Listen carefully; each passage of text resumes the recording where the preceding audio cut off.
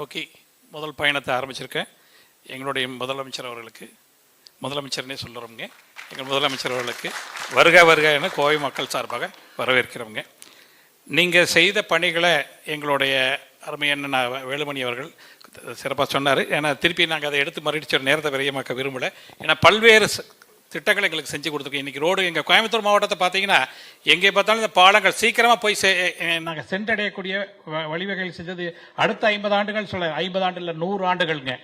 100 ஆண்டுகளுக்கு தேவையான எங்களுக்கு உள்கட்டமைப்பு வசதிகளை மேம்படுத்தி கொடுத்தது மட்டும் இல்லை, ஸ்மார்ட் சிட்டி திட்டத்தை நீங்கள் கொண்டு வந்தது மிகப்பெரிய எங்கள் கோவை தொழில் அமைப்புகளுக்கு மிகப்பெரிய ஒரு வரப்பிரசாதம். கோவை மக்கள் இந்த நேரத்தில் உங்களுக்கு நன்றியை நாங்கள் தெரிவிச்சுக்கிறோங்க ஐயா. எங்களது தொழில்துறை சார்பாக நாங்கள் அனைத்து தொழில் முனைவோர் கூட்டமைப்பு மற்றும் மறுசுழற்சி ஜவுளி கூட்டமைப்பு கோவை மாவட்டத்தில் இருக்கக்கூடிய அடுக்குமாடி குடியிருப்போர் நலசங்கத்தின் சார்பாக நான் பேசுறதுக்கு உங்கள்கிட்ட வந்திருக்கேங்க. எங்களோட கோரிக்கை முதல்ல நாங்கள் நூற்பாலைகள் சார்பாக வைக்கிறோங்க. எங்களுக்கு பார்த்தீங்கன்னா மத்திய அரசு QCOBA சட்டம் அப்படின்னு ஒரு சட்டத்தை கொண்டு வந்ததுனால எங்களுக்கு மூலப்பொருட்கள், அதாவது விஸ்கோஸ் ஆகட்டுங்க, பாலிஸ் செயற்கைகள் ஆகட்டும், இது எல்லாமே வேற நாடுகள்லேருந்து இங்கே கொண்டு வரக்கு இல்லாமல் செஞ்சுருக்காங்க. இவங்க ஒரு தனியார் இருக்கக்கூடிய 2 நிறுவனங்கள் மட்டும்தான் இந்தியாவில் கொள்ள வச்சுறாங்க. அவங்ககிட்ட இருந்து நாங்கள் வாங்கல சர்வதேச விலையை விட நாங்கள் 20% கூடுதலாக நாங்கள் வாங்கிட்டு இருக்கிறதுனால எங்கள் சர்வதேச ஆர்டர்கள் எங்களால் பெற முடியறது இல்லைங்க. இன்னைக்கு கிட்டத்தட்ட 5.5 கோடி ஸ்பிண்டலைஸ் இந்தியாவில் இருக்குங்க. அதே மாதிரி 65 லட்சம் ரோட்டார் திறன் இந்தியாவில் முழுவதும் இருக்கு.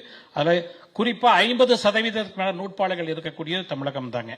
அதை நீங்கள் பொறுப்பில் இருந்தப்போ எங்களுக்கு மின்கட்டணம் பொறுத்த வரைக்கும் எந்த தடை இல்லாமல் எங்களுக்கு மின்சாரம் இருந்ததுனாலையும் கொரோனா காலத்தில் இங்கே மிக வேகமாக மீண்டெழுக்கு நீங்கள் எடுத்தக்கூடிய நடவடிக்கைகள்னால கிட்டத்தட்ட பார்த்தீங்கன்னா எங்களுக்கு 24% அந்த 2018, 19, 20 3 வருடங்களில் எங்களுடைய உற்பத்தி திறன் ஆகட்டுங்க, பொருளாதார வளர்ச்சி ஆகட்டும் எதுவுமே எங்களுக்கு மேம்பட்டது.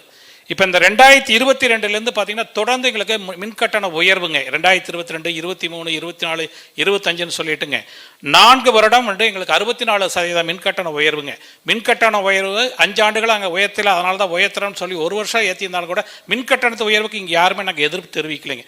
நிலை கட்டணம்னு சொல்லிட்டு 35 ரூபா தான் இருந்ததுங்க. அதிமுக ஆட்சியில் இருந்தது போங்க 35 ரூபா இருந்தது. இன்னைக்கு பார்த்தீங்கன்னா எங்களுக்கு 165 ரூபா இந்த வருஷம் ஏற்றிருக்காங்க. கிட்டத்தட்ட 475%. எங்களால் சிறு குறு தொழில் இங்கே நடத்தவே முடியாதுங்க. இந்த மாநிலத்தை விட்டு வெளியில போகக்கூடிய ஒரு அவல நிலை இன்னைக்கு தொழில்துறை இருக்குங்கிறது நாங்கள் 8 கட்ட போராட்டங்களை இங்கே நடத்தி இருக்கோங்க.